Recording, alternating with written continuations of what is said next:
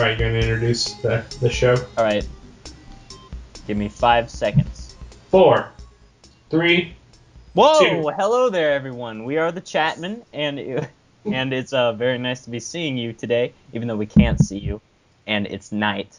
But again, we have stories like we did 5 episodes ago. Didn't even introduce me. Didn't introduce no. yourself. Well, my name is. Real people know who we are already. That's right, real fans of the show. And the show, and are watching this, already know who we are. My name is Phil, and that one's Truman. Oh, maybe sorry. I want to introduce myself. You were the one who said, you're not even going to introduce me, so I did just now. If you're going to have a problem with that, then maybe you should just... I'm Truman. Hey, Truman. We are the Chatmen. Right. And, as I was saying, we have a couple of stories. We were both discussing earlier how we think our stories did, and we thought that we had strong starts that spiraled into badness. Well, here you go, Phil. Let me. A good story has a good beginning, a good middle, and a good end. So if you like good beginnings and middles, these stories are going to be awesome. Phil, every week before we start recording, I check in vain our Gmail account to see if anybody had possibly emailed us. Yes? Did you know we got an email? Holy snaps! From who? Essentially an internet telemarketer. Oh. He's like, hey, my name's Sean. I like what you're doing. I watched your video. Me and my friends, we'd really like to help you out, get views. If you want to pay us for views. No thank you. But thanks, Sean. Yeah, thanks, Sean, and your friends. Yeah. He said I could get you 3,000 views in the next week. Oh, wow. $9.99. Thanks, but we're good, John. I think... I signed us up. Oh. I'm joking, man. I'm broke. Me too. $9? That's like $9 more than I have. Seriously. All right. So, yeah. Let's dive in to time. Oh, one more thing. So I posted a little ad for us on Facebook, Truman, on Reddit. Sure. We got I don't know, 15. No, maybe not 15. Probably 13 people liked my status about how I'm part of the Chatmen. And you you might visit there and click the little like button or whatever. Nobody has done that. No. No. They liked me saying that talking about the Chatmen, but they didn't like the Chatmen, and that broke my heart. I don't want to call names, but you 15 people, if you're not part, we're going to check your likes against the page's likes. Which is 11. We're going to call you out. But we're not at all, because that'd be mean. That would be mean. But you know who you are, and everyone else knows who you are. And more importantly, Phil and I know who you are. Yeah. All right. So, last time we told stories, Phil does sci-fi. I do fantasy because it's fun. And sci-fi's boring, like me. Yeah. You ever watch that Star Wars? More like Snore Wars. Star Snores. Okay. That's a better one. All right. Mine. Okay. So Phil, you want to start us off with a good story of sci-fi adventure? You mean a normal story of sci-fi kind of adventure? All right. So I don't have a title for this story. Maybe I might come up with one at the end, like I did with Chadwick, Earth's Last Hope, that just didn't give a shit.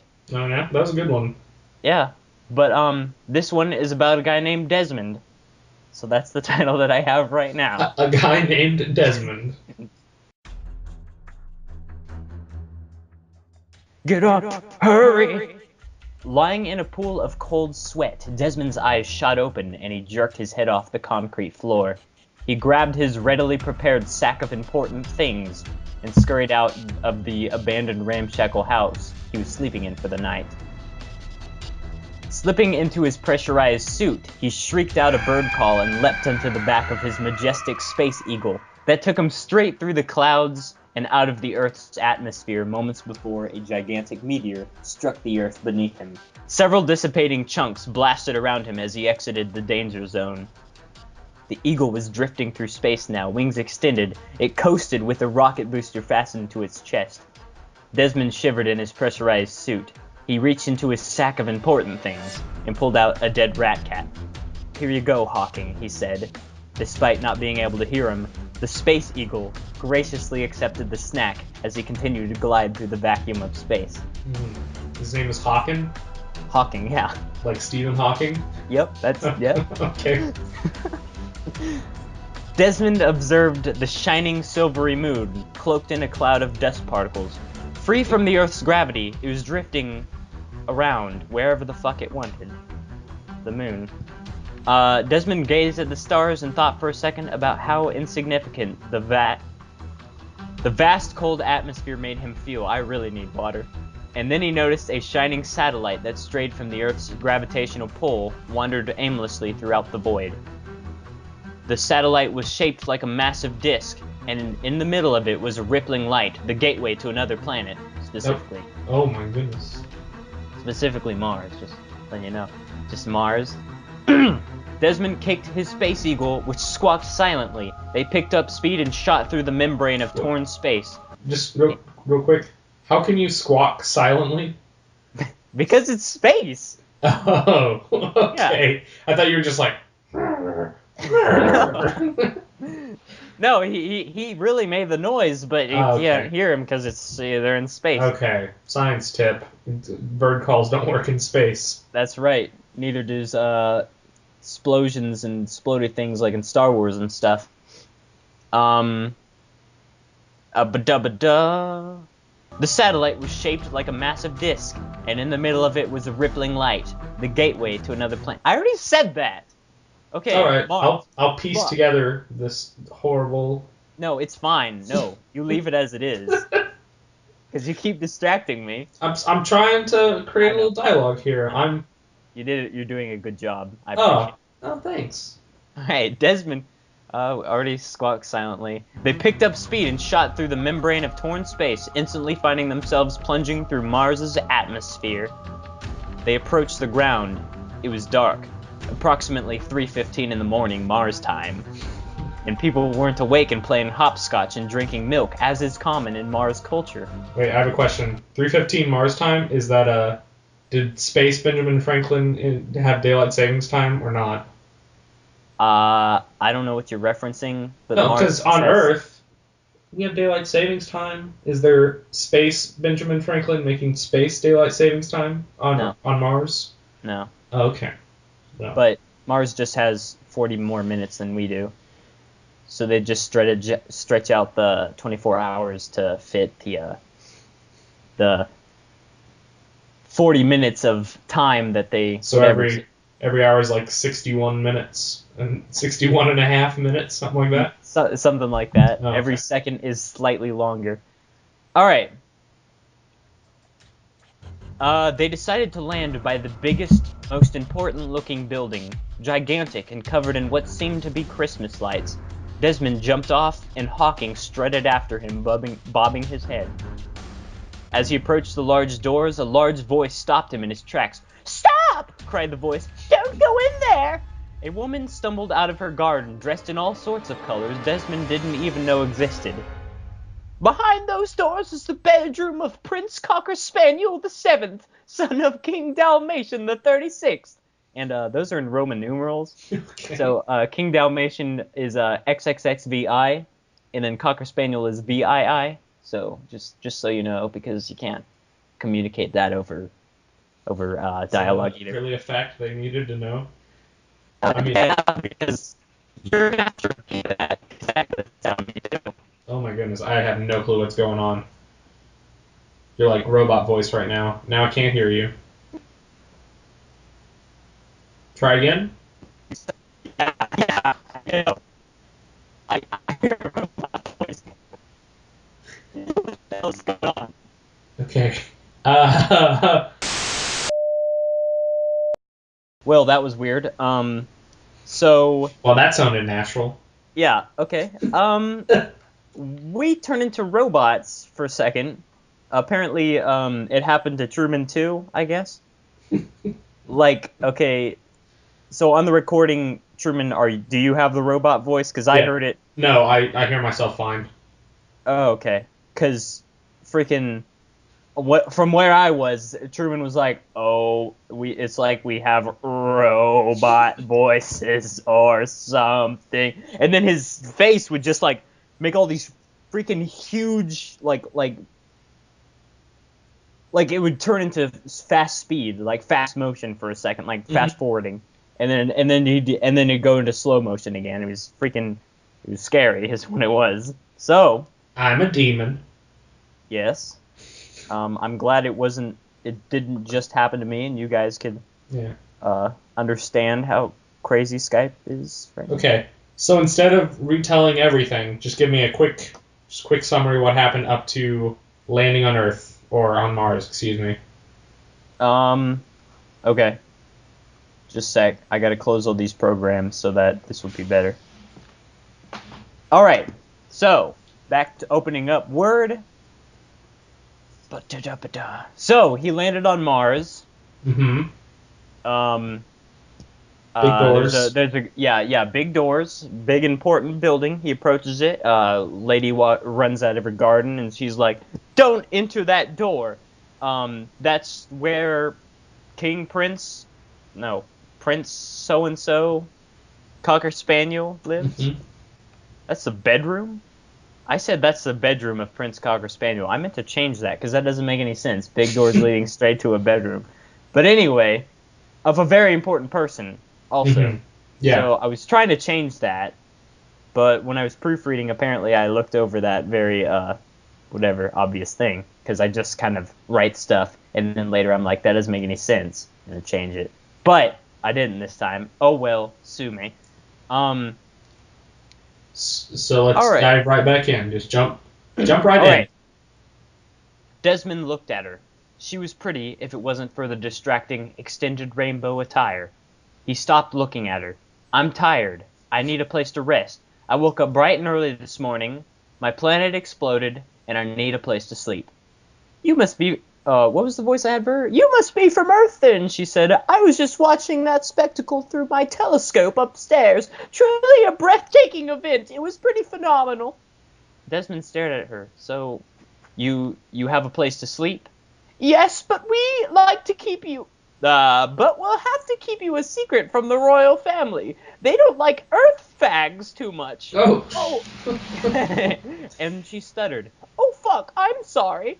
She led him through her garden of alien vegetation with strange fruits and flowers and all sorts of different kinds of colors. That's an awkward sentence.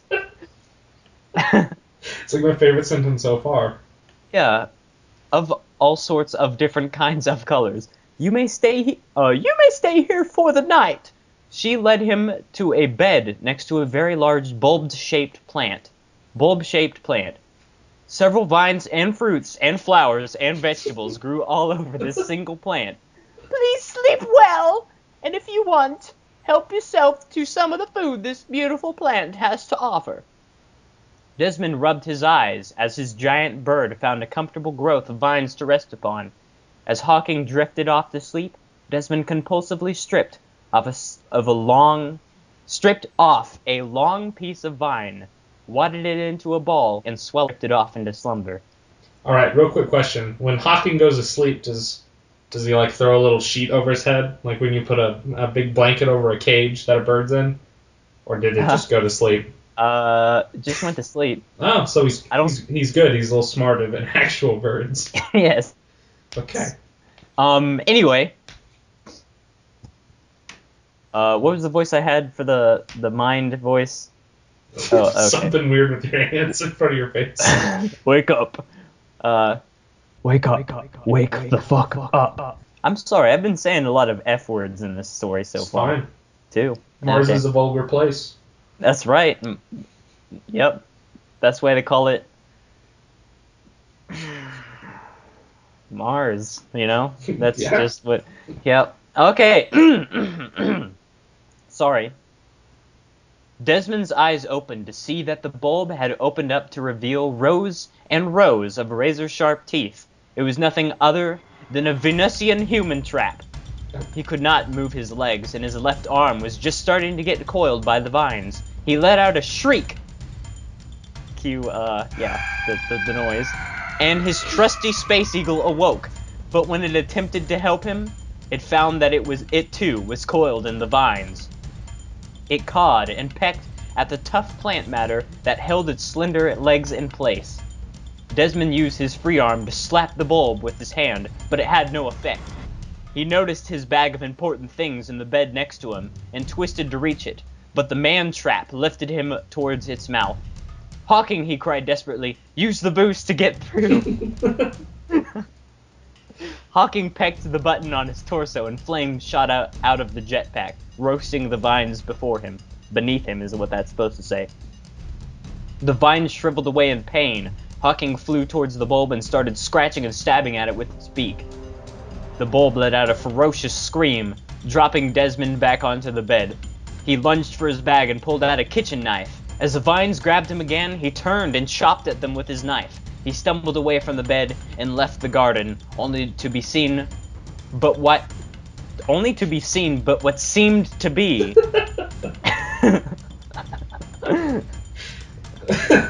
He left the garden only to be seen by what seemed to be a very rich man. He wasn't covered in jewelry or anything, but you could just tell by the way that he walked that he secretly had a bunch of money stashed somewhere. Suddenly, the woman came darting out of her garden with a rocket launcher. "Get away from the prince!" And she fired 3 rockets that almost hit Desmond, screaming alarmed swear words like nobody's business. Hawking turned and flew straight for her, only to be caught in a net that was dropped down by a guard on the balcony that hung over the garden entrance. Desmond turned around and cried out, "Wait!" But he was captured by guards, a good 7 of them. Just guards. Yeah. But he was captured by guards, a good 7 of them. Seemed a little bit like overkill. Time passes. I just go straight to the next paragraph. Yeah. But I can tell you, in the meantime, Desmond was hit in the head and knocked out, because otherwise this next paragraph wouldn't make any sense. Lying in a pool of warm blood, Desmond's head throbbed uncontrollably as he slowly pushed himself off the concrete floor. He looked around the dungeon room he was thrown in, vision blurry and spinning, and noticed... Vision blurry and spinning, that's kind of... whatever. Yeah. And noticed a key hanging on the wall behind the bars, but there wasn't anything in the dungeon he could use to reach it. He stumbled toward it, but as he approached the bars, he collapsed and threw up all over the floor. A wadded up long strip of vines slapped the concrete like a wet piece of spaghetti. Desmond grabbed it and slumped towards the bars, reached his arm out, and used it as a whip to slap the key off the wall. A couple more whips, and he soon had the key to his cage. He ascended the stairs. "I have to find my bird." He found himself in a ballroom where a bunch of rich people stood around talking and drinking wine. They weren't wearing any jewelry or anything, but you could just tell by the way that they stood. But you could just tell by the way that they stood around and drank their wine that they were rich people. Desmond knew it. They all looked at him, probably because he didn't look rich in his ratty vomit-covered spacesuit. He walked through a door and noticed a particularly rich-looking man sitting on a throne, feeding it corn and vegetables. Hawking cried, "Just letting you know, I didn't include this. I kind of forgot." Hawking is a bird of prey. He's a raptor. He doesn't eat corn and vegetables. You can't feed him corn and vegetables. That's why he's sad-looking. And I didn't mention that. I was going to, but I forgot. So, Hawking cawed when he saw Desmond. The king stepped from his throne. "Come to take your bird back, And he flexed his wiry muscles. "You may be an earthling, but I am known to be the strongest man on Mars." Desmond tilted his head. King Dalmatian the 36th cracked open a pistachio. "Since Mars's gravity is lower than Earth's, People's muscles atrophy, and their blood flow slows down. Earthlings are known to possess super strength there, but he ate it with a slightly ferocious chomp. You frankly don't stand a chance against me or my heir, Prince Cocker Spaniel the Seventh. The rich kid that Desmond saw earlier before his bird got kidnapped shyly stepped into the room. Desmond looked at the large doors behind him. They were definitely the inside of the doors that Desmond tried to enter at the beginning of the middle of the story. He shrieked, and Hawking immediately flew towards him, grabbed him with his talons, and flew him straight through the doors that swung open upon their departure. Cocker Spaniel and Dalmatian shook their fists at them as they left. "We'll get you, Desmond, and your giant bird too." How the hell did they know my name? Suddenly, a winged and massive spaceship crash-landed on the road near them. Oh my goodness. A ramp extended. Get in. That's the voice. That's the echoey voice. Oh, that you're not brain gonna voice? edit. Yeah. Italics voice? To be continued. Oh my god! I'm pretty excited. Good thing you proofread that, or it would have been horrible. That's right.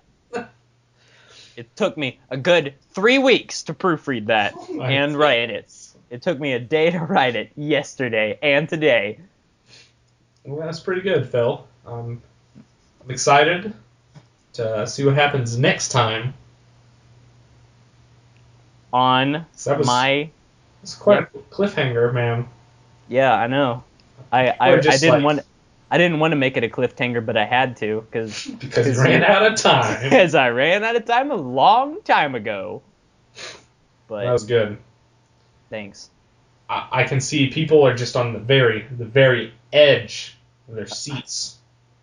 Just like 1/8 of a butt cheek. Just gnawing on their fingernails. Yeah, just that much. That much on their seat. But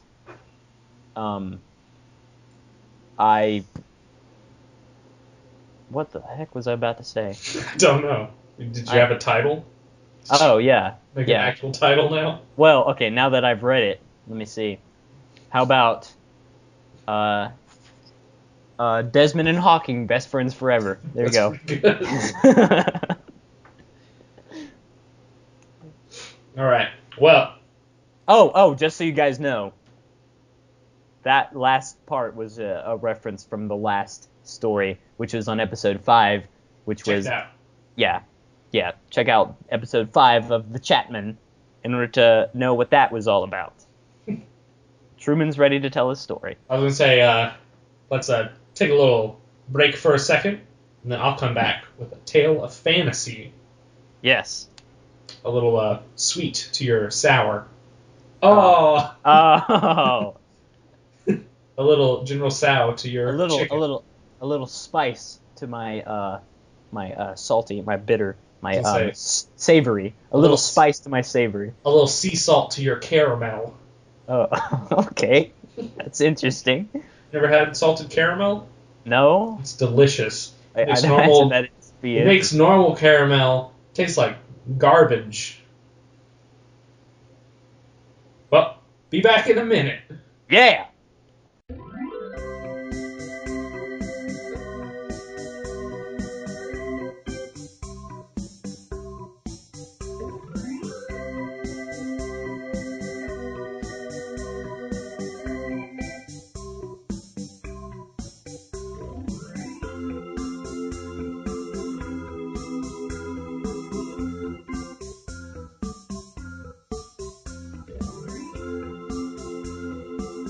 Ow! Just kick the coffee table. That's why I don't want to sit over here. That stupid refrigerator. He was sitting across the room, like in a better sitting location on a desk, at an actual desk, a table. Over there. And he's showing it to me right now. Yeah, it looks pretty good. But it's right next to his kitchen, which has a refrigerator that just yells. Just hums really loud and angrily. It's like, mmm. Truman's like, and in the meantime, can you hear me? Truman's adjusting his microphone volume. Here, nope, I can't hear you, Truman. Let's try this for real. You be the fridge, and I'll be me. Okay. I don't think it's that loud. Yep, that was it. All right. So, Phil just told us a great story of Desmond and hawking the Space Eagle. Yes. But I've written a story as well. And unlike Phil, I actually titled this story way before he did, aka on the ride home from work today. Yeah! Not to sound pompous or anything, but this title sounds pretty cool. Oh, really? It's The Tome of Wandering Spirits. Oh, Bum, bum, snap. bum. Oh, snap. Oh, did you do your university story that you were talking about in the last episode? Raven No. University? No. Oh, okay. No, that's a tale for another time. A boring time. Okay. Ready! My issue is, I got so many voices in this, I'm gonna struggle to keep them, one, different, two, not bongo, and three, consistent. Okay. Because I really don't want to end up giving another character Bongo's great, amazing voice. Yeah. Does Bongo make a cameo? No, for some reason I didn't write him in this one. You should have. I mean, he's around, he's just not in the story. This actual story. Okay. All right. Here we go. The Tome of Wandering Spirits. God, what is that racket? Said the small goblin as he looked out the window. Looks like Samson has killed another monster or something. That means everyone in the village has to sprint out in the streets yelling and throwing gifts. Typical. Griffs. Typical. Marty Sharpnose scoffed at the crowds of people. He was never one to appreciate those hulked-out adventurer types. Why spend all that time and energy adventuring when you could just sit in your hovel counting gold? Just the thought of hearing coins and gems jingling in his pockets was enough to get his mouth watering. Marty! The goblin snapped out of his daydream and continued sweeping. It was Tammy calling him from the back room of the shop. Tammy was the owner of a small alchemist shop in Bloodrock Village. Normally, goblins couldn't be trusted to work around. I've written a word in here that ruins the sentence. Happens. I'll change it from around to in town. Normally, goblins couldn't be trusted to work in town because their natural greed would always get the better of them.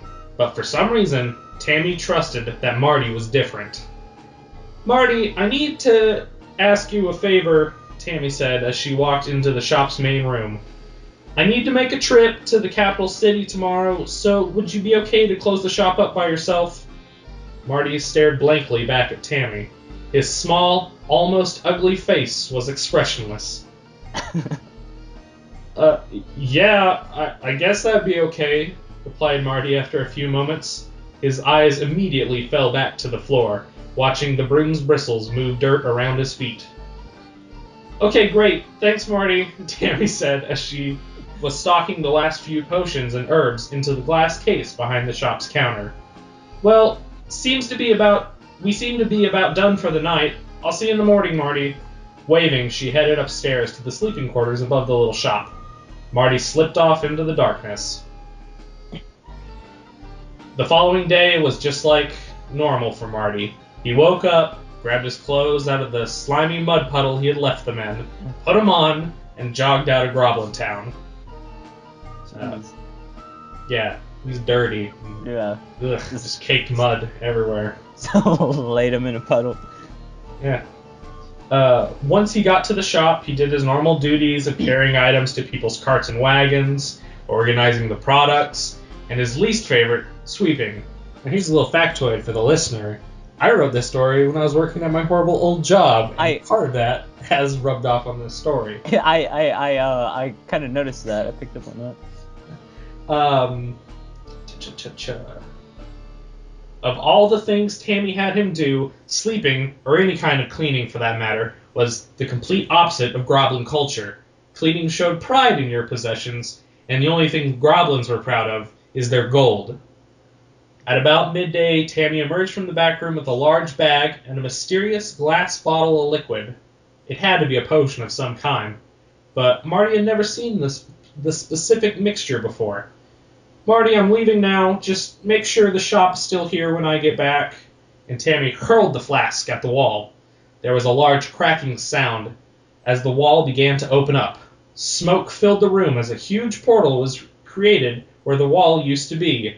Oh, snap. Your story has portals, too? "Oh my goodness." "See you later," called Tammy as she entered the portal. Within seconds, it snapped closed with a loud bang. All caps, exclamation point. Oh, cool. That makes me really feel like I'm hearing it. Yeah. Marty was coughing from the smoke in the room as he noticed a man at the door. He wore tattered black clothes, and Marty He wore a tattered black clothes? He wore tattered black clothes. Okay. And Marty could barely see his face. Swiftly, the man circled the room, filling his arms with potions and other things the shops had to offer. He grabbed magic protection potions, magic destruction potions, hair growth serum, root of knife bush, eternal itching powder, endurance potions, and super endurance potions. So you got normal and super. Yeah. Sale, wow. Probably. Wow.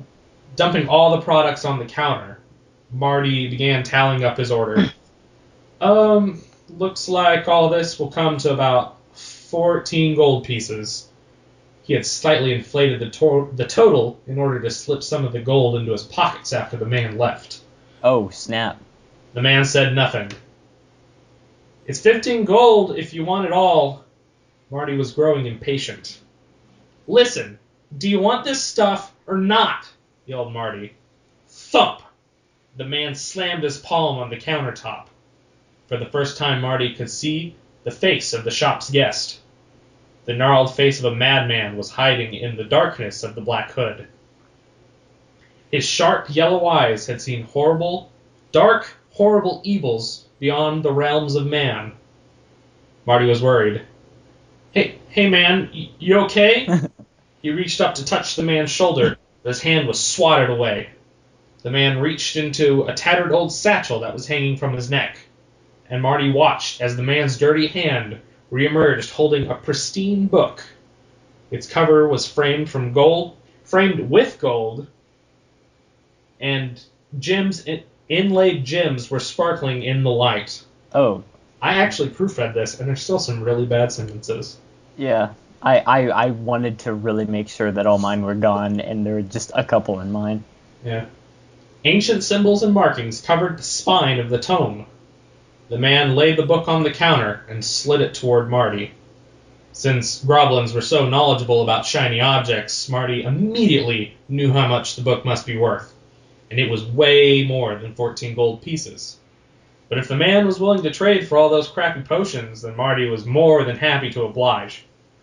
This'll do fine. Thank you for shopping with us, sir. Have a great day." The man's face once again disappeared into the black hood, and his arms pushed all the potions into his satchel. You need to slow down. I'm getting excited, man. Yeah. Clutching the bag to his chest, the man sprinted from the shop. That was weird. Marty couldn't break his eye contact with the book. For the next few minutes, Marty just sat conflicted. Sweat was pouring from his brow, and his fingers were tapping and tapping on the counter. "Closing time!" yelled out Marty suddenly. He sprinted to the door, flipping the little open sign to not open. He grabbed the book and fled from the shop. Being shorter than even the smallest people in Bloodrock Village, Marty fled through town almost completely unnoticed. His knuckles were white from gripping the dazzling book so hard. As he slid by a tapestry stand, his bony green hands snatched a loose piece of canvas. Turning into an alley, Marty took a minute to admire his treasure. He was trembling. A noise from the street startled him, and he wrapped the book in the canvas. He didn't want all the other goblins seeing what he had found. It would turn into a bloodbath of envy if anyone saw the beautiful gemmed book. Shit. Groblin Town was a bit of a walk away from Blood Rock, but Marty was making record time today. He headed south from Blood Rock and was soon in the foggy, foggy swamp. The stench foggy swamp. That's not the name of the swamp. It could be the name of the swamp, but it is just adjectives of the swamp. Okay, alright. It's not a Banjo-Kazooie level. So what was it, Bubble Gloop Swamp?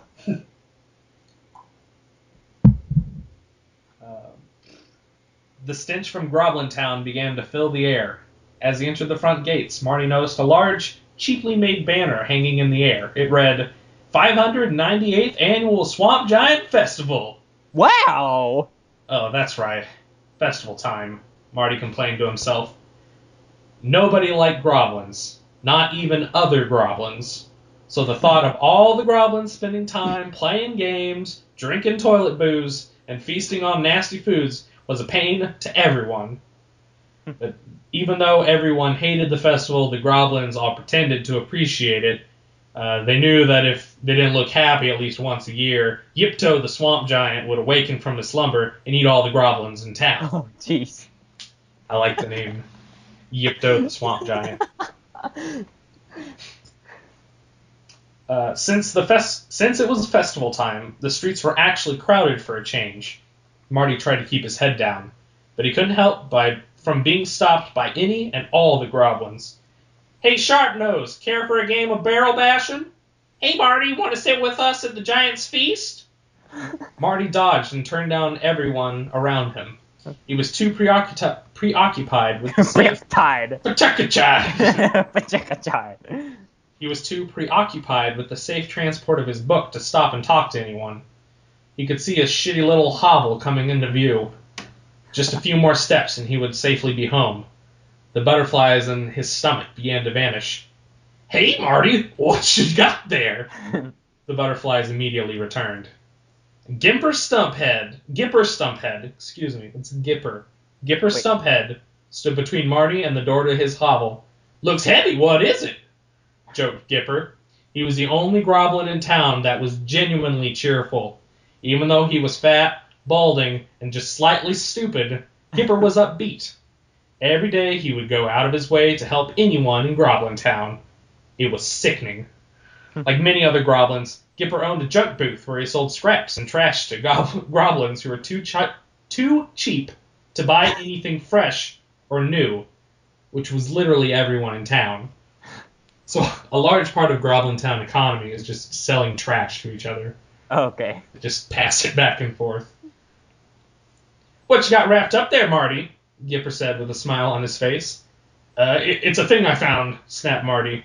This was no time for one of Gipper's small talks.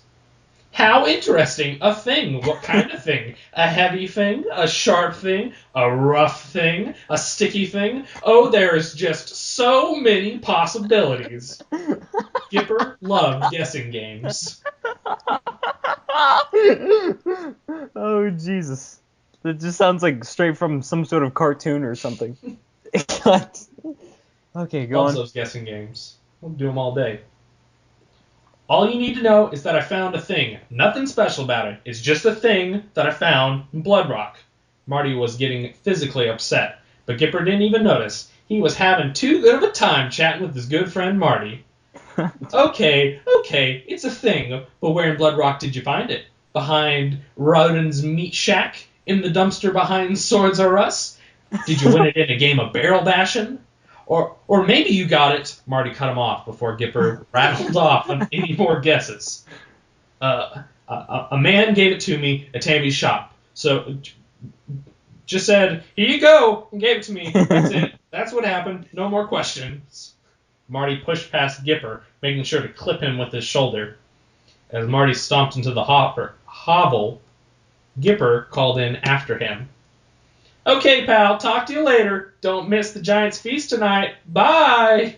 And Gipper meandered toward his next conversation victim. I like Gipper Stumphead. I've met people like that. Gipper's such a good guy. Yeah. Just likes things. Yeah. Finally, Marty was alone in his hovel with the book. He lit what could only be described as the remnants of a candle and sat on the floor on his favorite pile of mud. Slowly, he began to unwrap the canvas. Even in the very dim light, the gems and gold of the book shined. Marty felt like he was holding stars in his hands. With his finger, he traced the intricate embossing on the cover of his treasure. He touched a large, alluring ruby, and the ancient words of the cover began to glow. For the first time, Marty could read the title of the book. Rondrak. What? Rondrak. R-O-N''Drak. Oh, wow. That sounds evil, doesn't it? Bum, Yeah. bum, bum. Wow, yeah. The words felt warm on Marty's tongue. Marty reached to open the book. The cover of the tome was heavy and extremely hard to pry open, almost as if a spell had been used to seal it. Whoa. Although Marty couldn't separate his eyes from the pages long enough to notice, the hovel got darker and darker as he flipped through the pages. Marty was engulfed reading the ancient script of the book. One particular page struck Marty's eyes, and he stopped to examine a passage. My heart is black, my soul is yours. With mortal hands, I open your door. Get ready for some shitty rhymes. Wow. The book shook, and wind whistled through the room. With a rumbling, the walls of the hovel expanded and disappeared. Marty stood, gripping the book as he... I put stood in that sentence twice. Marty gripped the book as he stood in the emptiness. Shackles be gone, chains be broken. Rondrak the dead is finally awoken. Whoa! Okay, hold on. Is the book speaking this, or these the words that the book are read? So is he reading it aloud? Mm-hmm. Okay. He's just enticed. He can't look away. Oh, okay, I gotcha. All right. These are in little couplets, italics as well. Oh, cool. A spark ignited, and the open book burst into flames. Marty could feel his arms engulfing with the book, but he felt no pain. Lightning shot from Marty's chest and struck the ground.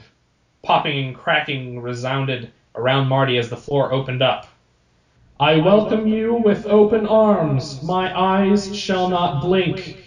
With all my might, I welcome you. I'll accept your evil drink. The roar of a massive engine called out from the bottom of the gigantic crack. Flying out of the ground came Rondrak riding on the most kick-ass motorcycle. Whoa! It had a bone engine, a bone seat, bony handlebars, and a skull affixed to the front.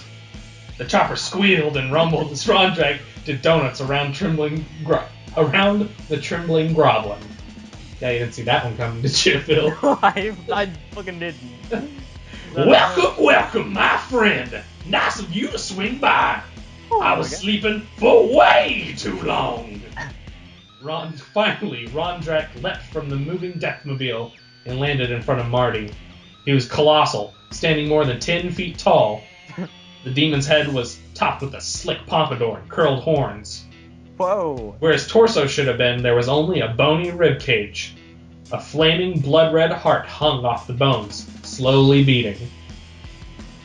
Rondrak was wearing very tight leather pants, and his shiny black shoes made a pleasant clinking sound as he walked. Marty was frozen, petrified. It's okay, son. I know this must be a shock to a mortal like you. By the way, what happened to that other guy? Weird kid with a black hood, you know?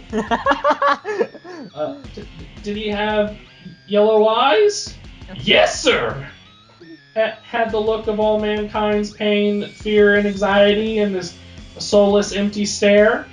Rondrak chuckled. Yeah, that's him. How's that crazy cat doing? Good. Oh, that's a shame.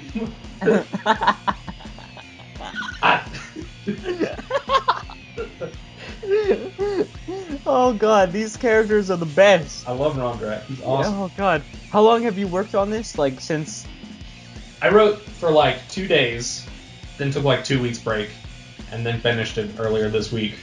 Oh, wow. Okay. Yeah. Yeah. Oh, that's a shame. I definitely thought he would have died by now. I mean, the shock of killing your own mother should have been enough for him to have committed suicide at least, right? Oh, Jesus. All right, go on. A tiny amount of urine soaked Marty's pants. That Joker decided he was too good to help out a demon lord of evil. But you got the right stuff. I can tell. What's your name, my tiny friend? Marty didn't say a word. When Rondrak spoke to him, he felt a feeling worse than stage fright, which is pretty bad. Yeah, that is pretty bad. It was like there wasn't any air in his lungs. After what felt like eons, Marty finally yelped out his response. Marty! What? Yelp it. Oh. You gotta yelp. He yelped his name. Marty! Okay. Rondrak tears my throat up. Ugh. I see skies blue. Yelled out his name, Marty. What a wonderful world. Go on. Rondrak smiled. Mitchell, my friend, I've got a little proposition for you. Didn't even get his name right. Mitchell. Mitchell. I got a little proposition for you. I know you little groblins love that shiny, shiny gold. So how's about I give you as much gold as your heart could ever want in exchange for a little favor from me? How much gold are we talking about? Inquired Marty, and suddenly the floor vanished. He and the demon began falling. Marty tumbled head over heels, while Rondrak stood calmly, checking his non-existent fingernails. Just checking his nails. After a few moments, Marty crashed head first into a mountain of coins. Spitting a few gems from his mouth, Marty resurfaced in the bullion. Surrounding him was mountains upon mountains of gold, gems, and other various treasures. About this much, replied Rondrak, brushing some coins off his shoulder. Marty couldn't hold back his instincts. Drool poured from his mouth as he started grabbing handfuls of gold. But just when he was about to stuff his pockets, Rondrak snapped his fingers, causing all the treasure to vanish. Bring it back! Screamed Marty. He shook violently with anger as he kneeled at Rondrak's feet. I want it! Bring the gold back to me! I'll do anything! I need to have it! Oh, Jesus! Goblins love gold, man. Yeah, I can tell. They really love it. Calm down, my friend. Rondrak flicked a gold coin to Marty to momentarily pacify his craving. Marty snatched the coin from the air and anxiously caressed it with his bony fingers. The gold is yours, but you gotta help me out. See, I got this potion that needs to be drank.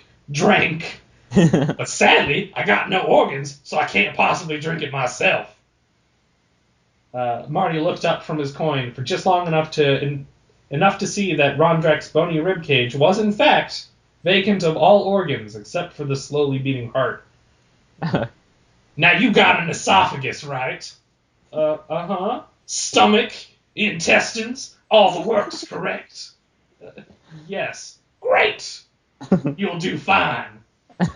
Rondrak reached his gnarly fingers into his exposed heart. As he reached in, a hellish scream could be heard. Oh, Jesus. From within the heart, Rondrak had produced a small vial of pitch-black liquid. You take a little sip of this harmless liquid, and I'll let you have all that shiny, shiny gold. You would think that an evil demon lord producing a vial of black potion from his exposed, withered heart would have been enough to at least raise the eyebrows of even the most stupid ogre. But Marty was unfazed.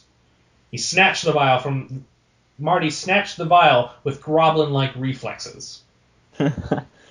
Over the teeth and past the gums. Look out, gold. I'm going to get you. He popped the cork and downed the black potion. The taste of death, sadness, and raspberries flooded Marty's mouth.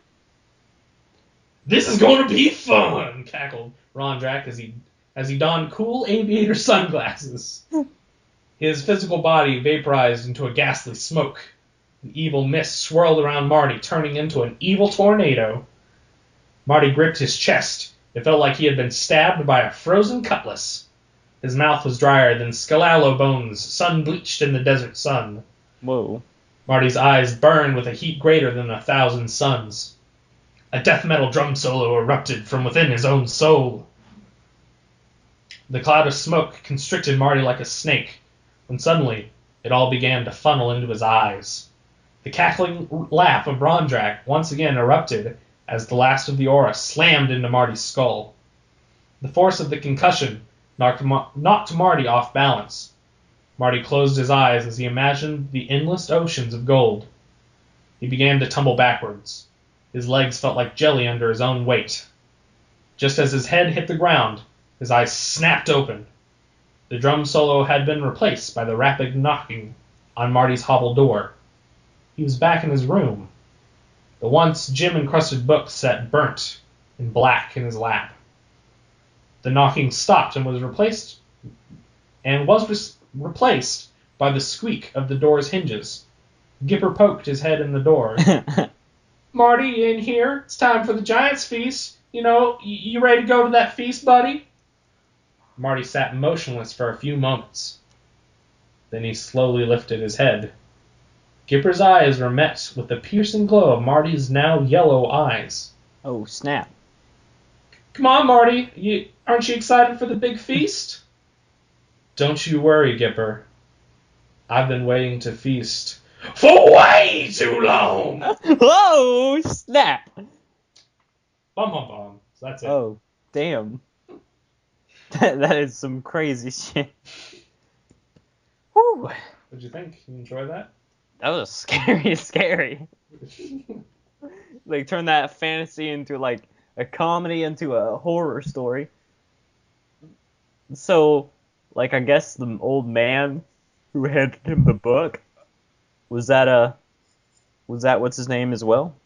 Well, I believe what happened was he turned down the offer. Oh, right. And Ondrak cursed him to go murder his mother. Somehow he survived the agony long enough to put a seal on the book and give it to somebody. Oh, wow. Yeah. That is some crazy good planned storytelling. Yeah, I had to write in about a feast earlier because I wanted that cool line at the end. Okay. Oh, man. Well, that encourages me to start outlining my stories. I should start now. I'm already halfway through my next story.